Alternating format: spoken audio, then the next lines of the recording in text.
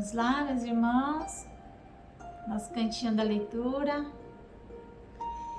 livro Caminho, Verdade e Vida, Emmanuel, Chico Xavier, capítulo 19, na propaganda.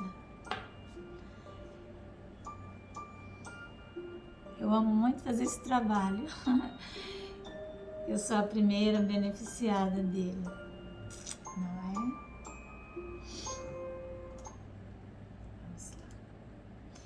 Na propaganda. E dir-vos-ão, ele aqui ou ele ali,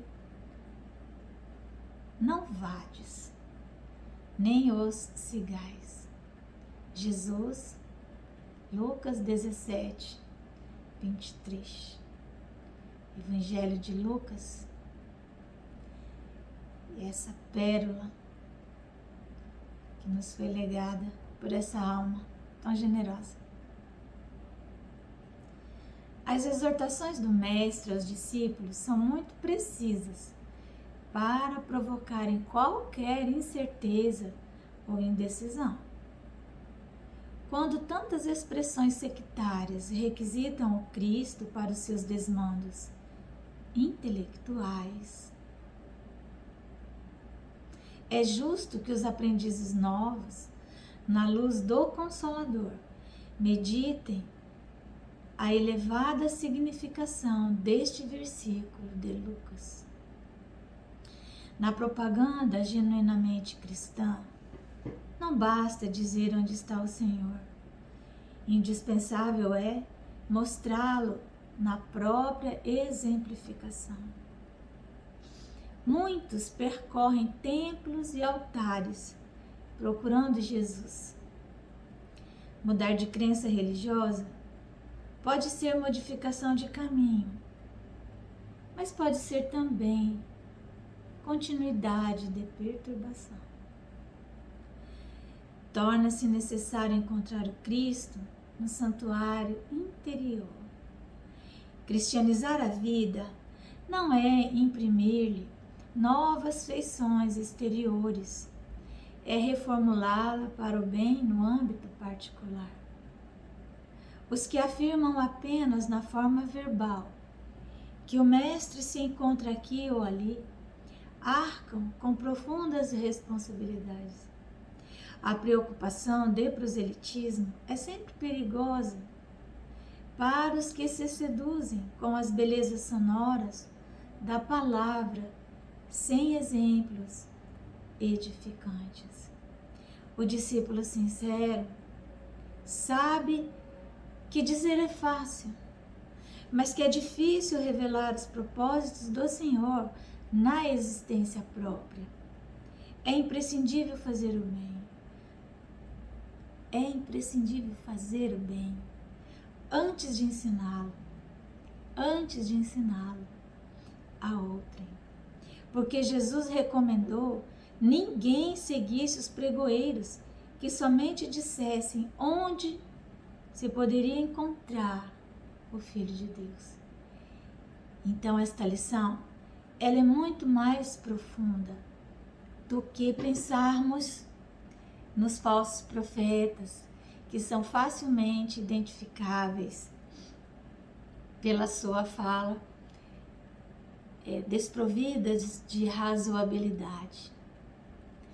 Trata-se aqui daquelas tricas, daquelas dissensões que ocorrem dentro das próprias igrejas, criando divisões, criando separatismos em nome da palavra.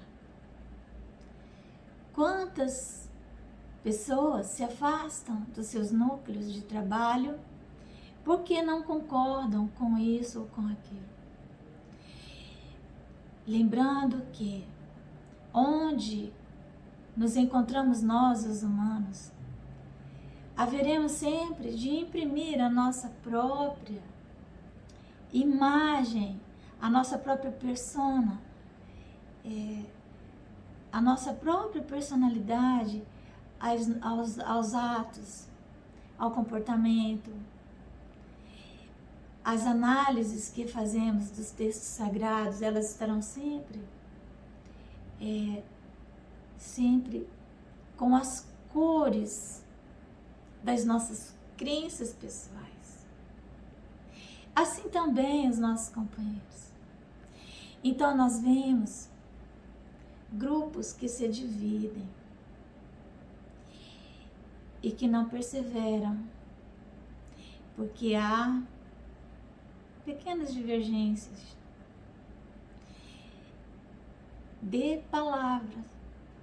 Então são os pregadores, as ordens dos pregadores, aqueles que gostam das tribunas, gostam das palavras retumbantes. Mas e a obra? Onde está a obra do bem? Dirão, a obra do bem é alertar a cada um para encontrar Jesus. Mas onde está Jesus? Então, aqueles que dizem com muita facilidade que Jesus está aqui, que Jesus está ali, que nós precisamos disso, que nós precisamos daquilo, que tem receitas prontas. Fujamos dessas pessoas. E busquemos aquelas que têm as mãos calejadas no trabalho, que têm os rostos sulcados pelo sacrifício, pelo ofício sagrado, que está longe de ser pregações intermináveis, mas sim a obra, especialmente aquela realizada junto aos filhos do Calvário, porque foi isso que Jesus recomendou. Jesus nunca nos indicou qualquer igreja específica, qualquer instituição, porque, meus irmãos, assim como a filosofia degenera na civilização, a religião degenera também na instituição. Porque a instituição, ela é a reunião de pessoas para um determinado objetivo comum. Isso que é uma instituição. E onde estão as pessoas? Aí estão as suas idiosincrasias. O que é idiosincrasias? São aqueles aspectos de cada um que não guardam nenhuma causalidade, nenhuma relação de causalidade, nenhum nexo causal com absolutamente nada. Porque cada indivíduo é único. É uma palavra de Deus que nunca mais vai se repetir. Então é natural que tenhamos pontos de vistas, mas que jamais nos esqueçamos de manter a união. Na doutrina espírita, jamais esqueçamos do trabalho da unificação, que Dr. Bezerra de Menezes também nos recomenda. É evidente que a unificação tem suas questões, porque ela visa dar um mínimo de uniformidade, de padrão exterior, de alguma maneira pavimentar um pouco esse caminho institucional. Evidentemente que haverá críticas ao processo de unificação e nós temos acompanhado isso. Quantas pessoas se distanciam do processo de unificação, criando seus próprios processos. Mas ao fazerem isso, elas estão dizendo que o Cristo está ali com elas. Entretanto, quando nos tornamos esse feixe de varas, e nos unimos em torno de um ideal, deixando um pouco ao lado e à margem a nossa persona, a nossa personalidade, para que o conjunto prevaleça. Então, neste momento, nós estaremos nos diminuindo e só vamos encontrar na obra do bem a realização da nossa tarefa, sendo esta obra o trabalho em benefício daqueles que nos circundam e especialmente aqueles que não têm condições intelectuais, condições financeiras, condições de acessar o conhecimento, como a maioria de nós espíritas temos. Então, muitas vezes circunscrevemos a nossa palavra a um grupo muito restrito de pessoas que já estão em condições de acessar toda a obra.